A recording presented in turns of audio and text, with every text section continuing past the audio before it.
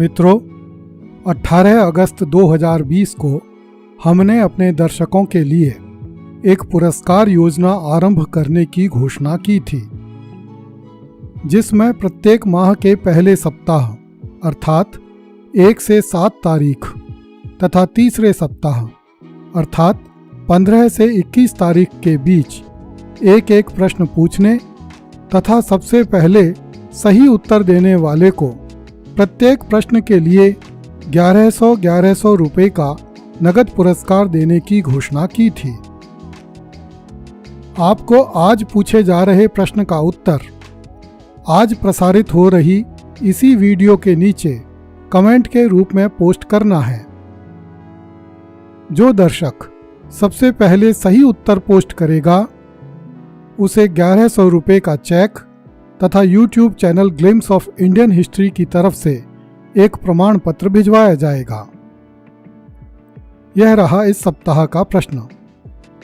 आपको बताना है कि हमने किस वीडियो में यह बताया था कि ईस्वी 1585 में राजा टोडरमल ने अकबर से धन लेकर काशी विश्वनाथ मंदिर का निर्माण करवाया। प्रश्न फिर से सुन लें। हमने किस वीडियो में यह बताया था कि ईस्वी 1585 में राजा टोडरमल ने अकबर से धन लेकर काशी विश्वनाथ मंदिर का निर्माण करवाया। आप अपने उत्तर में हमारी उस वीडियो का शीर्षक लिखें तथा उसके साथ अपना नाम तथा शहर का नाम अवश्य लिखें। पुरस्कार विजेता का नाम, शहर का नाम एवं विजेता का फोटो 22 से 28 अगस्त 2020 के बीच में इसी चैनल पर प्रसारित की जाने वाली वीडियोस में दिखाया जाएगा। धन्यवाद। पिछली कड़ी में हमने चर्चा की थी कि सर्दियां आरंभ होते ही महमूद गजनवी सोमनाथ अभियान पर निकल पड़ा। उसने अजमेर के चौहानों से बचने के लिए रेगिस्तान का कठिन मार्ग चुना तथा 30,000 ऊंट सवारों के साथ जहरीले सांप बिच्छुओं से भरे रेगिस्तान में घुस गया। कुछ दिनों की यात्रा के बाद उसे लोद्रवा का दुर्ग दिखाई दिया। रेत के सागर में पत्थरों का यह मजबूत किंतु छोटा दुर्ग किसी आश्चर्य से कम नहीं था। इन दिनों बच्छराज भाटी लोद्रवा का शासक था। जब भाटी को ज्ञात हुआ कि महमूद 30,000 ऊंटों को लेकर आ रहा है तो वह अपने दुर्ग में युद्ध की तैयारी करके बैठ गया। यद्यपि बच्छराज के पास सैनिक शक्ति बहुत कम थी, किंतु बच्छराज का दमन किए बिना महमूद आगे नहीं बढ़ सकता था, क्योंकि यदि महमूद ऐसा करता तो वह आगे से सौराष्ट्र की और पीछे से लोद्रवा की सेनाओं द्वारा घेर लिया जाता। कुछ दिनों की घेराबंदी एवं संक्षिप्त युद्ध के बाद लोद्रवा का दुर्ग भंग कर दिया गया। भटनेर से आकर लोद्रवा में बसे यदुवंशी भाटियों ने थार की प्यासी धरती पर अंतिम सांसें ली। लोद्रवा नगर में पीले पत्थरों से निर्मित कई कलात्मक मंदिर थे जो दूर से देखने पर सोने से बने हुए लगते थे। महमूद ने इन मंदिरों को तोड़ दिया और देव मूर्तियों को नष्ट कर दिया। लोद्रवा के इन मंदिरों एवं दुर्ग के खंडहर आज भी राजस्थान के जैसलमेर जिले में देखे जा सकते हैं।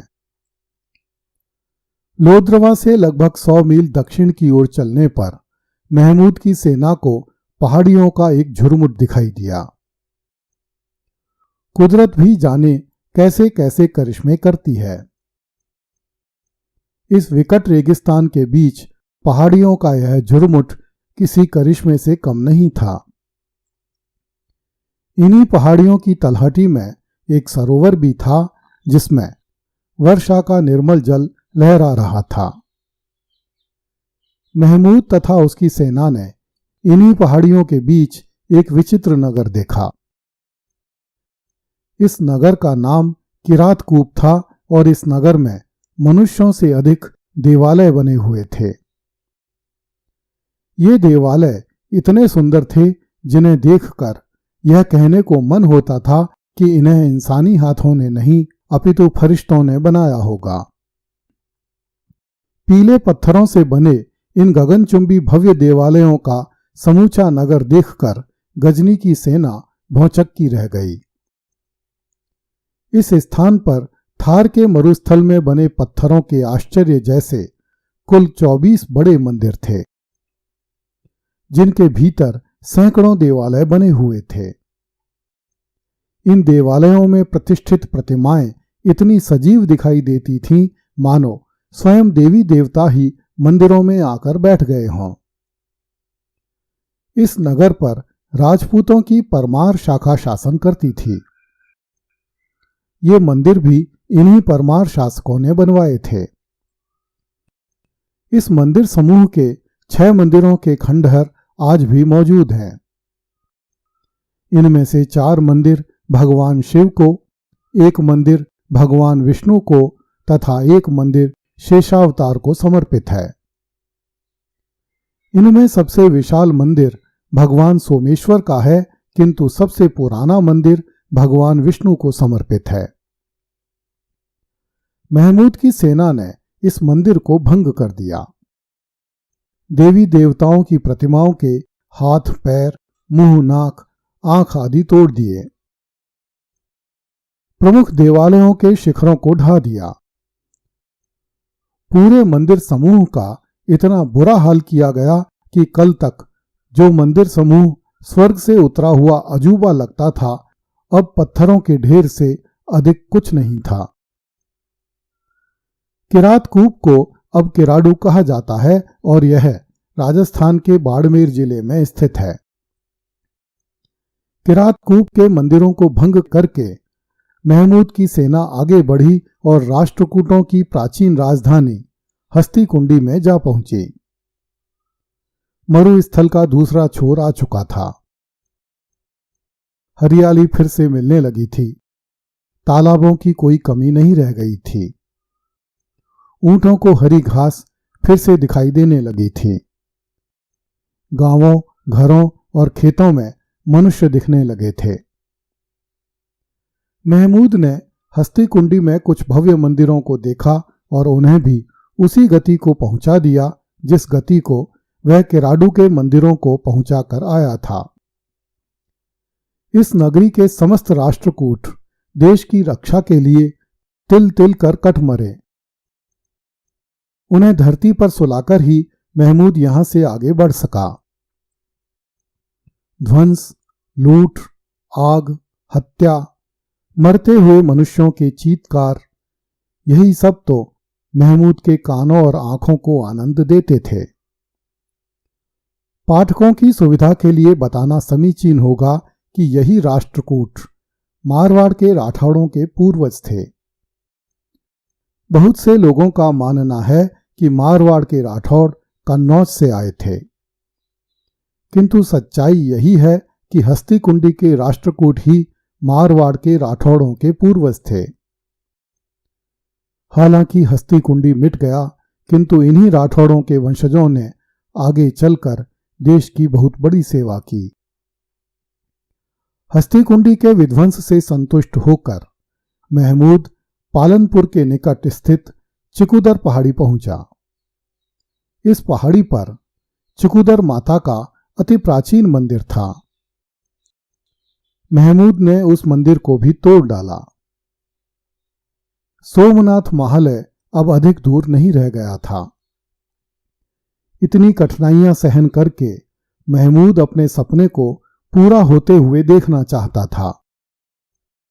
वह सोमनाथ रूपी स्वर्ग में नृत्य करने वाली उन हजारों अप्सराओं को गजनी में ले जाकर गजनी के वेश्यालयों को सजाना चाहता था और संपूर्ण भारत का सोना गजनी में ले जाकर जमा करना चाहता था, ताकि मध्य एशिया के मुसलमान गजनी से ईर्ष्या करें तथा महमूद की सफलताओं के चर्चे समरकंद से लेकर खुरासान तथा बगदाद तक की गलियों में गूंज उठें। महमूद की आंखें नित नए सपने देख रही थीं, किंतु सपने बहुत बड़े थे और जिंदगी बहुत छोटी थी।